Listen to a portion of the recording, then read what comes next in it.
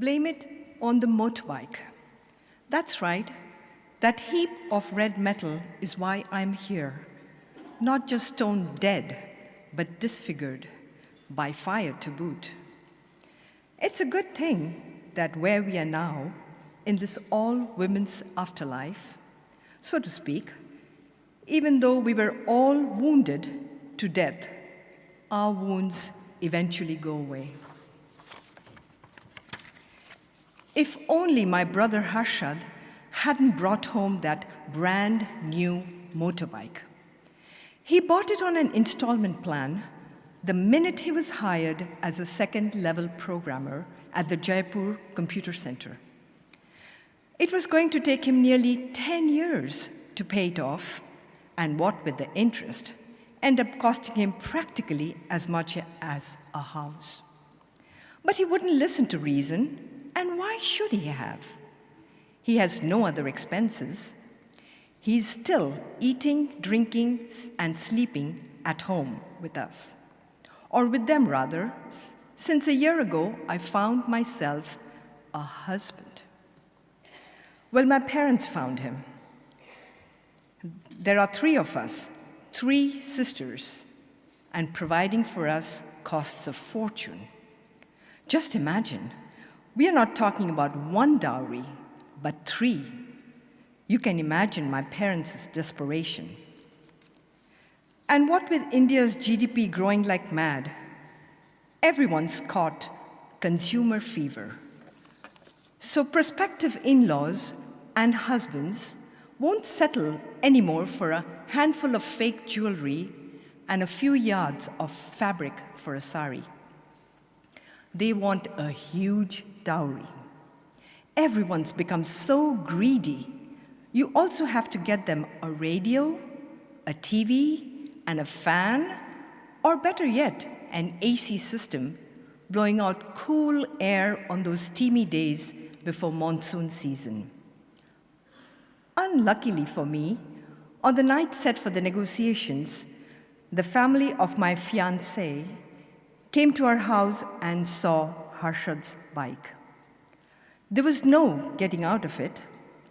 To close the deal and get rid of at least one of us daughters, my parents threw in the bike as well. How could they have known that as soon as he found out, that crazy brother of mine would run off, fast as lightning, taking his beloved bike with him? A month after the wedding, still no bike. So the pressure was mounting. My in-laws were constantly harassing me. When is he coming back?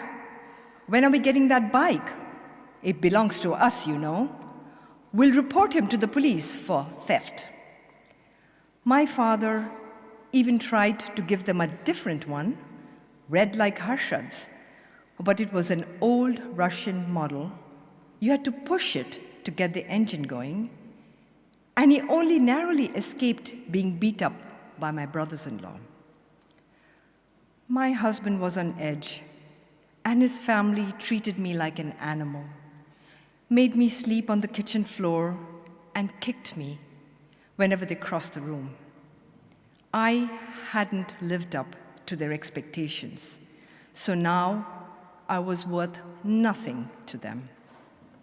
A dowry is no joke in my country. For many men, it's the main reason for getting married, besides getting someone to slave for you in the house, of course. Just think, every 4 hours, an Indian bride is killed by her in-laws for not delivering the agreed-upon dowry. That makes over 8,000 young women murdered every year. But the authorities obligingly file the cases away as household accidents. And the press won't waste its time even mentioning them anymore. It's certainly not breaking news. Everyone already knows about this stuff. What a coincidence, though, how the bodies of these women are always found burned by the kitchen stove. Blame it on faulty appliances. 8,000 clumsy brides a year accidentally soaking themselves in kerosene and going up in smoke.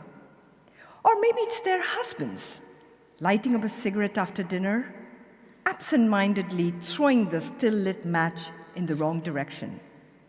And all of a sudden, oops, look what's happened. After that, the widower is all set for a new marriage arrangement, hopefully a more profitable one.